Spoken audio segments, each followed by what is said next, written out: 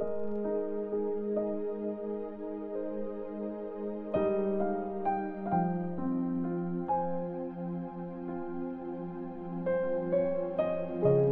chapter 13. Sinabi ni Jesus na masisira ang temple. Habang papalabas si Jesus sa temple, sinabi ng isa sa mga disciples niya, "Wow, teacher, tingnan niyo po. Sobrang ganda ng mga bato at ng mga building." Sabi ni Jesus, "Nakikita mo ba ang mga malaking buildings na yan? Kikibain lahat yan. Walang matitirang bato sa ibabaw ng isa pang bato." Mga paghihirap na darating.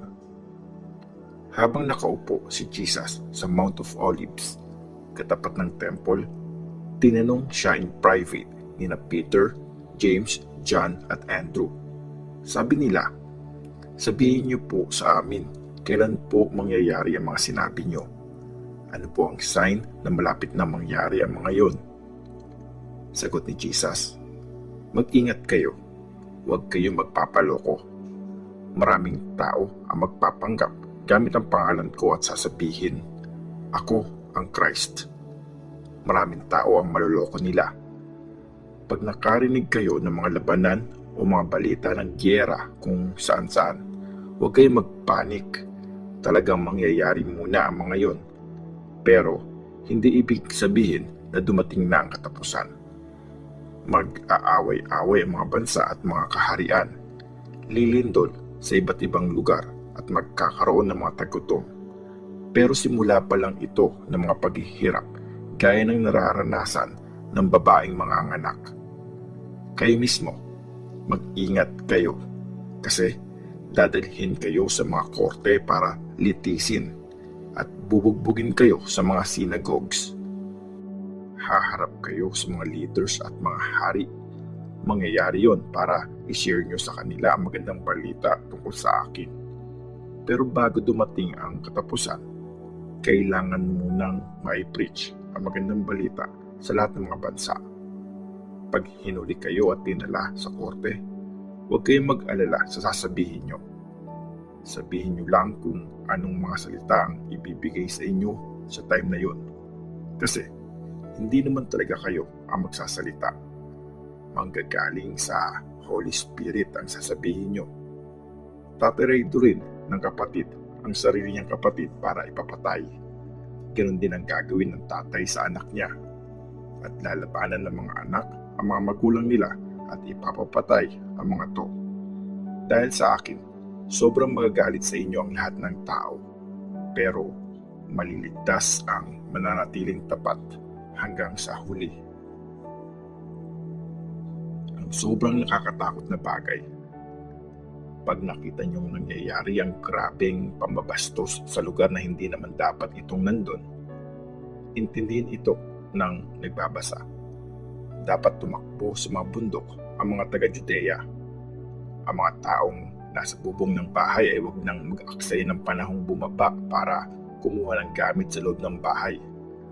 Huwag nang umuwi ang mga nasa bukid para kumuha pa ng balabal. Kawawa ang mga buntis at may inaalaga ang sanggol sa araw na yon. Ipag-pray nyo na sana huwag mangyari yon sa winter dahil walang papantay sa paghihirap na mararanasan sa mga araw na yon.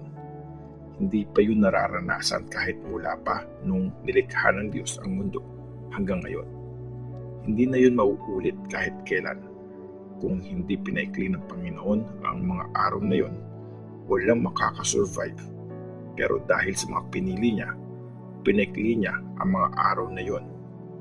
Kaya kung may magsasabi sa inyo, tingnan mo, nandito na ang Christ, o kaya nandun na siya, huwag kayong maniwala dahil susulpot ang mga nagkukunwaring Christ at mga nagpapanggap na prophets. Gagawa sila ng mga himala at kababalaghan para lokohin, kung pwede, kahit ang mga pinili ng Diyos. Maging alerto kayo. Sinabi ko na sa inyo lahat habang maaga pa. Ang pagdating ng Son of Man.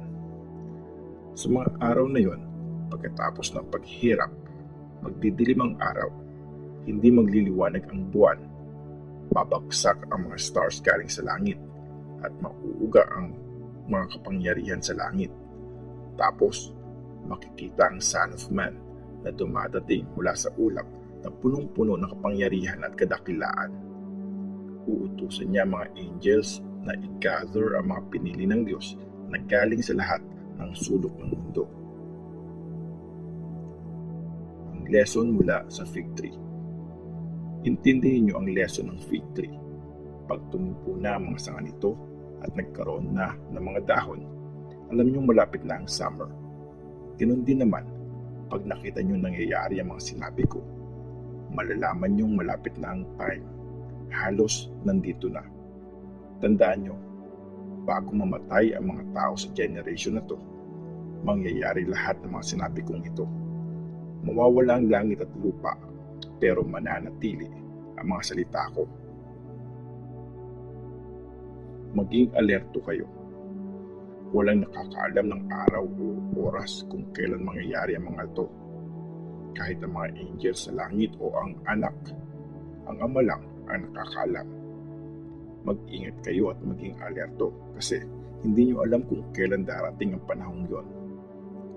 Parang ganito yon. May lalaking aalis para pumunta sa malayong lugar. Pagpaalis na siya, pagbibilinan niya ang mga tauhan niya kung anong dapat nilang gawin.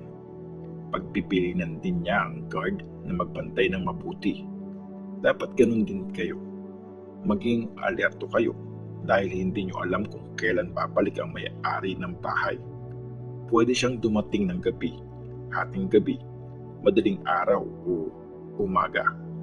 Pag bigla siyang dumating, dapat hindi niya kayo abutang tulog. Kaya sinasabi ko sa inyo ang sinasabi ko sa lahat. Maging alerto kayo.